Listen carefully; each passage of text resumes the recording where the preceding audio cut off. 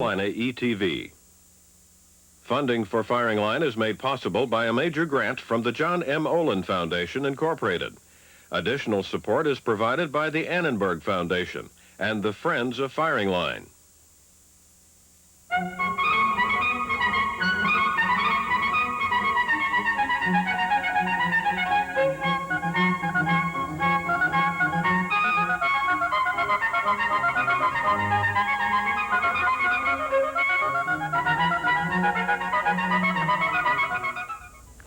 The title of this program, Is There a Hitler in Ourselves, recalls a book published in Great Britain not so long after the end of the Second World War, in which the author, Victor Goliantz, wondered out loud whether such evil instincts as produced Hitler lay inchoate in human beings at large.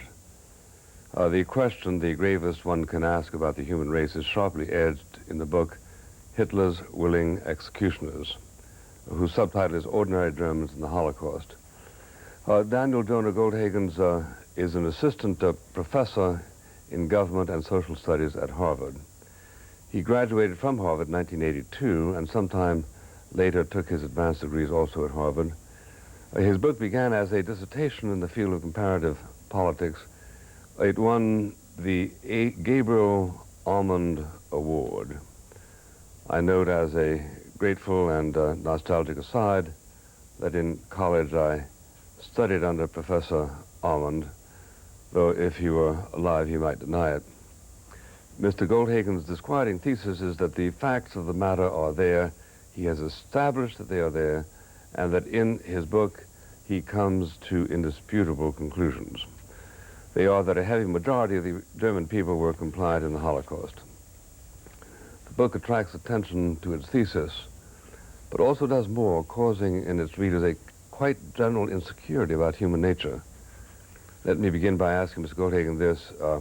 How is it that other scholars, and you yourself have referred to thousands of books on the Holocaust, haven't reached the same conclusion you reached on the question of wholesale German participation?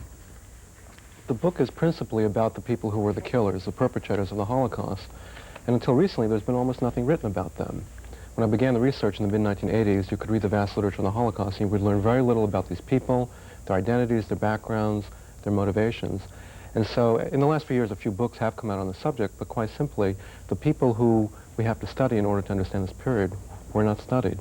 And so that's why I think that people have drawn wrong conclusions about the genesis of the Holocaust and about the participation, why different people, ordinary Germans, participated as they did. Was the subject not studied as a result of dereliction or as a result of fear of what they might come up with? You're asking me to speculate why people didn't do certain things. I don't really know. I think, though, that the prevailing theories that people had about Nazi Germany led them to look elsewhere than at the perpetrators.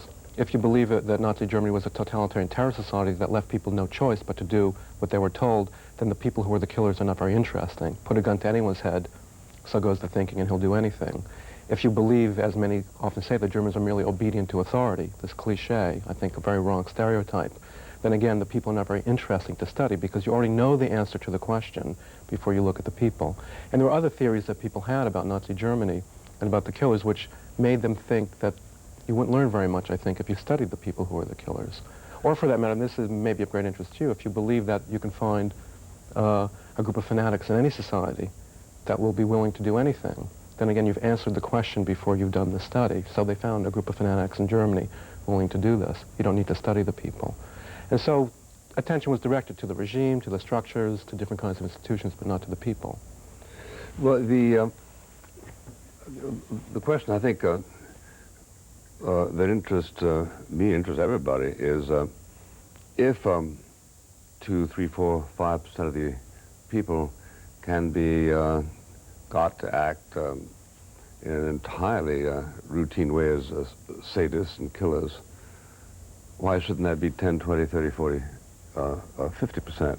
Now, you write a really extraordinary phrase, it is not surprising, therefore, meaning because of the virulent anti-Semitic literature, it is not surprising, therefore, that the killers commonly believed that Jewish people were evil and dangerous in the extreme, and therefore had to be eliminated, I think it's extremely surprising.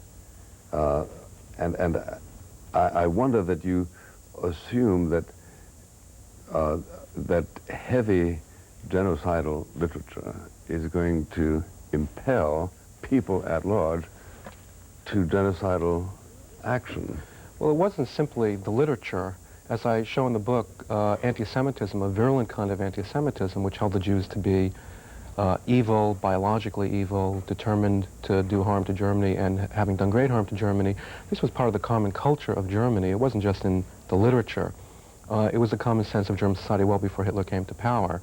And, you know, people are socialized by the societies in which they grow up. And in many societies, historically, people have believed all kinds of things about other groups of people which have led them to commit acts which we abhor. You know, to make this more plausible that these kinds of notions could be current in a modern society, think of the antebellum South in the United States. It was a common sense of white society in the South, and not just in the South, but also the North, that blacks were intellectually inferior, morally inferior, were fit to be slaves. A person growing up in that society was taught this in every way that people learn, a white person was taught this in every way that people learn about the social world. And I'm saying that Germany was analogous in this respect with regard to Jews, except that the beliefs, the content of the beliefs was different. Blacks were fit to be slaves, according to the understanding of whites in the American South, but Jews were evil and therefore had to be eliminated in some way from German society. And a German growing up in the society absorbed this in the way that people absorb things. Well, but in your book, you by no means paint a picture of widely and endemic literature saying they had to be eliminated. The difference between elimination and extermination, of course, is something which you acknowledge as important. So you might have had 2X Germans saying they've got to be deported to go somewhere else, while only 1X said they had to be exterminated. Right. Well, the other thing that needs to be said is that anti-Semitism, like other prejudices on its own, does not produce systematic killing, of course. You need a state to mobilize the people to enact a program. A very unusual thing happened in Germany, which was the most committed anti-Semites in human history took state power and decided to turn private murderous fantasy into the core of state policy. When this happened, as I argue in the book, it was easy for them to mobilize people who already had an eliminationist view of Jews and to take them the extra step to believing that a fit form of elimination, even if some lamented it, even if it was a hard thing to do, was actually to kill the Jews. And let me just continue on this point. I argue that the model of Jews that existed in German society, which led people to see the persecution of the 30s, which was very radical, as you know, stripping the Jews of their citizenship, forbidding intermarriage, et cetera, that the basic model that allowed people That was just foreplay. That was foreplay to what happened, but the image of Jews that underlay this was the same image of Jews that led to the extermination. And of course, there was a leap between deporting people and killing them, but the same model of Jews underlay both. And so I argue, I really think the leap was not as great as we ordinarily would think it would be. But even as late as Kristallnacht, they had to get professionals to engage in activity that just common German merchants declined to participate in. Is that correct? Well, the men of the SA, the brown shirts, were the ones who mainly perpetrated this. One of the interesting things about Kristallnacht, this so-called pogrom in 1938, in which Jews and their institutions and shops were attacked all over the country, was that you find that though there were many objections in Germany too, the violence of the streets, the licentiousness of hooligans marauding through the streets, beating people, smashing shops, was that there was very little principled dissent from the punishment itself, that Jews somehow deserved what they were getting.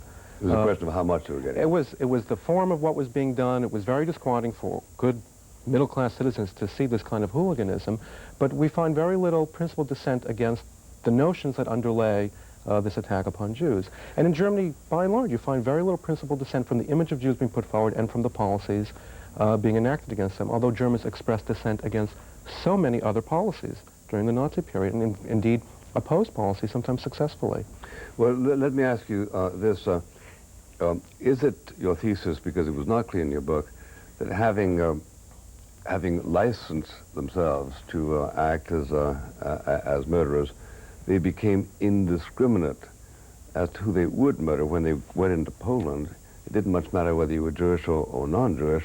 If you got in the way, you were simply, so to speak, exterminated.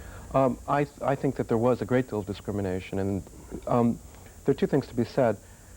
Nazism was the most murderous regime in Western history. They didn't kill the most people, but they certainly would have. Their impulse was to kill people. That was the way they solved social or perceived social problems.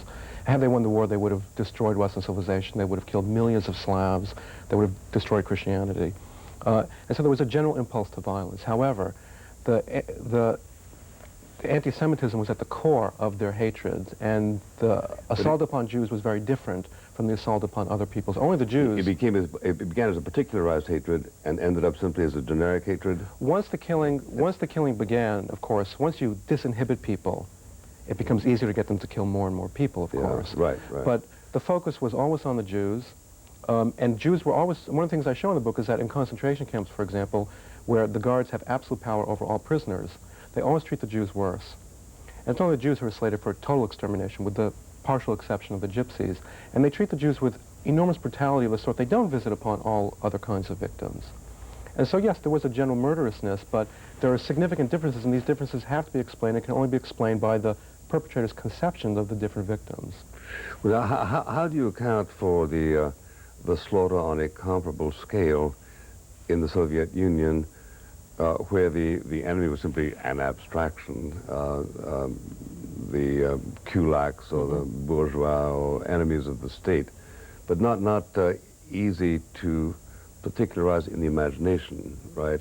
It was just whoever was sent to Gulag was fit to be dispatched. Now, how did they generate the equivalent sentiment among the Soviet people to what existed in Nazi Germany? Well, I'm not an expert in the Soviet Union, but I will say that the guards in these camps were selected, specially selected to be in these camps. They were not like the German perpetrators. But you said they had an option not to go. It was volunteer No, I'm duty. talking about the Soviet camps. Oh, The Soviet camps. Yeah. They were specially selected troops. They were often, the troops of the regime, people who believed in the Stalinist creed. Tested killers. Which is different from many of the perpetrators of the Holocaust, which, as I show in the book, and as others have shown also, many of them were just absolutely ordinary Germans who ended up in killing institutions by chance, who were in some sense a representative selection of German society. So they're the most ordinary people who had no special training. And so the circumstances of the killing in the two systems is very different. Well, let me ask you a question that bears on one of your findings. If you need 300,000 to 500,000 people to effect a Holocaust, and you decide, well, this is a pretty labor-intensive occupation, so really I need 700,000 people. Is it your assumption that that's as easy as getting more American workers to build airplanes? No, absolutely not. So therefore there was a resistance at some point to a calling of that nature. Oh, I misunderstood you when you said it's easy. I thought you meant, could you induce any group of people to do this? Well, can you? No, I think absolutely not. I mean any group of people who lived in the 30s in Germany. Oh, yes. I think that not only this is not only a speculation or a hypothetical that we're raising here, because the killers were a representative group of Germans. They tell us what other Germans indeed would have done in all likelihood. This is a principle of public opinion polling. When you have a representative sample, you've generalized to the larger population, and I think that they could have taken some other arbitrarily selected group of Germans, and they would have had principally the same results. One of the interesting things about this is that many of the killers knew they didn't have to kill. Their commanders told them they didn't have to kill. Himmler issued orders allowing people to exempt themselves from the killing, and in the history of the Holocaust, never was a single German killer ever killed, sent to a concentration camp, jailed, or punished in any serious way for refusing to kill Jews. This never happened. It's a historical fact. And so we have to explain this voluntarism and how they even volunteered for killing operations when their commanders asked for volunteers, and the general enthusiasm. They weren't dragged. I mean, the image that people have of the perpetrators of the Holocaust as being reluctant people dragged to the deed against their will is simply falsified by the historical record. And so this has to be explained. Yeah, but what rivets the attention of a reader of your book, among other things, is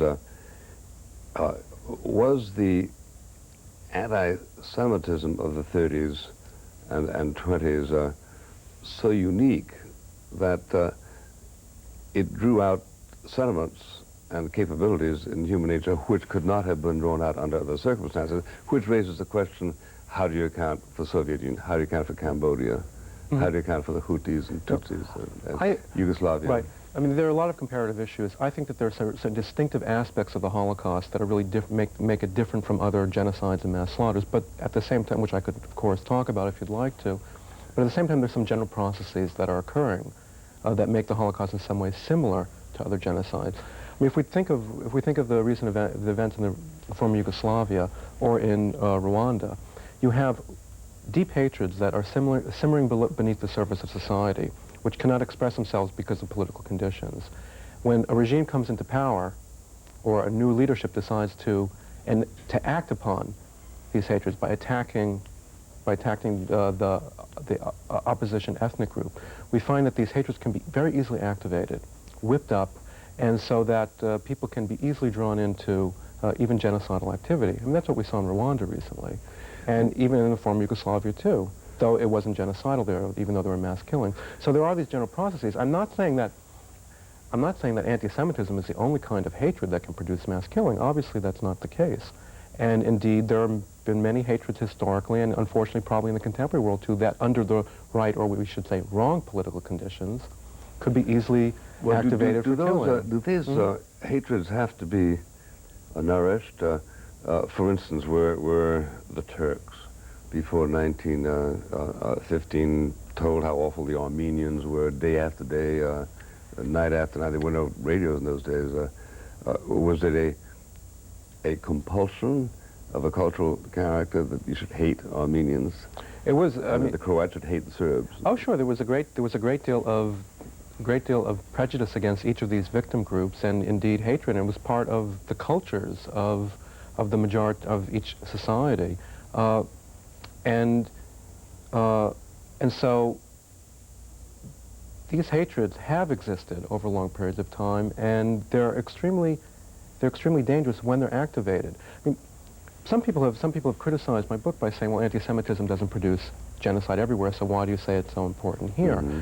And the crucial issue is that you need both a populace that is willing to go along with the leadership and also a leadership that is enacting such a program. And it's only in those situations where we have both these kinds of, some kind of deep hatred of this kind and a leadership that enacts such a program that you end up with these kinds of genocidal activities. Well, let's touch on that. Mm-hmm. Germany, I think it might be pleaded, was sort of the soul of philosophic learning for 50, 75 years. Everything, all the indicia of civilization pointed to Germany as fulfilling the toughest requirements of it. Now, why would they act the way it doesn't all that much surprise us that the Hutus and the Tutsis act, given this? How do you account for that? You know, I'll throw a question back at you, back to the American South. I mean, does it surprise you so much that whites would enslave blacks in the American South? They're, rather civilized society. They didn't enslave blacks. They bought. But they maintained the institutions of slavery, and learning. And there are, of course, many well-educated people in the American South, many very cultivated whites in the South. Learning is not an inoculation against prejudice. Cultivation is not an inoculation against prejudice, and a great counter, just one name, indicates how both can sit side by side. Richard Wagner, one of the great anti-Semites of German history of the modern period, was, of course, one of the most cultivated men. These things... And Luther. And the list is very long. Yeah. Well, this is a historic hostility that grew out of sources that we are familiar with. But what one struggles to understand is what is it that impels that kind of behavior? There was never a movement by white Southerners to kill black slaves. And slavery has been an institution throughout most of history. Right. So it wasn't all that odd that to have slavery even while the Bill of Rights was being enacted. Right. You're absolutely right about that, because there was a different social theory about blacks. And the social theory was these are people who are of diminished intellectual capacity, who are childlike and who are fit to be slaves, and they can't even take care of themselves. Rewards, yeah. Right. The view of Jews was that these are powerful evil beings. And as powerful evil beings, they posed a threat to the well-being and security of Germany and therefore had to be eliminated somehow. So different groups are dehumanized. You know, it's a term that's often used to describe people who are hated by others. They're dehumanized, but the content, the character of the dehumanization varies from instance to instance, from the American South in slavery to Nazi Germany or Germany before and Jews. So that when elimination was being advocated, what was it thought of as doing? Simply depossessing the Jewish population in Germany? At some point, the terrible line was crossed between elimination and extermination. What did elimination affect to do or want to do to the Jewish population? Well, when Hitler came to power, he made it quite clear that he wanted to rid Germany of Jews. He didn't advocate explicitly extermination at that point, and this meant getting Jews to leave the country. He removed them, the Nazis systematically removed them from one profession after the next. As I said, took away their citizenship and made it difficult for them to live there. And they made it clear they were going to get rid of Jews because Jews were this evil presence within the country. But they didn't make it all that clear because a lot of Jews didn't leave at the time. A lot of Jews stayed there because they were convinced that that they could outlive that particular threat. They were convinced that in the beginning, some Jews, many left, you know, over half the German Jews left. And it's very difficult, of course, to leave a country which you love. I mean, we shouldn't minimize the kind of psychological and emotional difficulties of leaving. And also, many Jews had difficulty getting entrance visas to other countries. By 1938, after Kristallnacht, most of the Jews who were still there wanted to leave. They had nowhere to go. At the beginning, they thought that we'll outlive this. We've lived under difficult conditions before. Hitler won't last. I mean, many people believe this. They were wrong. It's unfortunate, obviously they were wrong, but Hitler made his intentions clear. And as I said, you find very little dissent in German society from this program of elimination in the 30s, which, if the Holocaust had not occurred, we would look back upon as being one of the great outrages of Western history. It was an absolutely radical persecution in the 1930s, of the kind that you have rarely, if ever, seen in Western countries, at least, in the modern era. How do you account for Austrians doing the equivalent thing as executioners? They would try to, I think 50% of the people who were killed were killed at the hands of Austrians. Did that simply slurp over the borders, or was it orthogenetic? I think that the percentage of perpetrators who were Austrians has been exaggerated, but this is a minor point. I mean, most of the killers were German. There was a significant percentage of Austrians. Development of anti-Semitism in Austria historically was not that different from Germany. There are differences. And a broader question which you can ask is, how does one explain the complicity of other peoples in Europe who helped the Germans, particularly in Eastern Europe, Lithuanians, Ukrainians, and others? And by the same token, how do you account for the non-compliance of Italy and Denmark? That's of course the important point. But there was anti-Semitism elsewhere in Europe, of course, and that's why the Nazis could find willing helpers in other countries, because it wasn't anti-Semitism, even virulent anti-Semitism, wasn't confined to Germany, and so it was extremely widespread in Austria. But in countries like Denmark and Italy, and some other countries as well, there are many people who resisted the program of deportation, which they knew what that meant. They knew the Jews were going to be killed because they viewed the Jews among them, in Denmark and Italy in particular, as being Danes and Italians, as being just members of the national community. And so why some people would resist this and others not is a thing that has to be explained, and the only way you can explain this is by looking to their conception of the victims, their own understanding of Jews. So you're convinced, for instance, that the collaboration of Frenchmen in sending the Jews east was an act of racial hatred, not simply subordination to Nazi power? No. I mean, France is obviously much more more complicated case. When you're occupied by a foreign power, there are all kinds of pressures upon you. And of course, there wasn't the people who were carrying out these policies were often those who were serving the Vichy regime and who had given themselves to a regime which was already quite illegitimate by our standards and by the standards of many French. So it's far more complicated. You speak of Stanley Milgram's quotes, famous Yale obedience experiment. Would you tell us what you mean by that?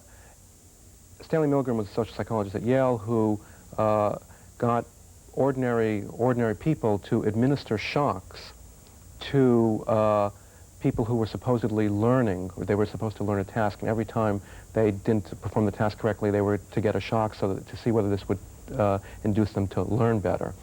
And Milgram found that people would give rather severe shocks, actually, to these learners when told by the Yale University experimenter who was part of the ruse that they had to continue shocking in order to... But that's been discredited, hasn't it? I think that it's a complicated business. I think Milgram doesn't understand his own experiment. I think it has very little applicability to the Holocaust. These people had very little time to reflect upon what they were doing. It was an artificial situation. The killers were in the field. They had time to talk among themselves. They had moral discussion. And much of that moral discussion indicates that they believed that what they were doing is correct. I'll just quote one of the killers. And much of the book, I should say, is based upon the killer's own testimony. It's told in their own words. And one killer explained the mainspring of the Holocaust when he said, the Jew, speaking for himself and all of his brethren, the Jew was not considered by us to be a human being. This is their own testimony. Thank you, Professor Goldhagen, author of Hitler's Willing Executioners. Ladies and gentlemen, thank you. Next week on Firing Line, host William F. Buckley Jr. talks with best-selling author and lawyer Alan Dershowitz about his new book, Reasonable Doubt.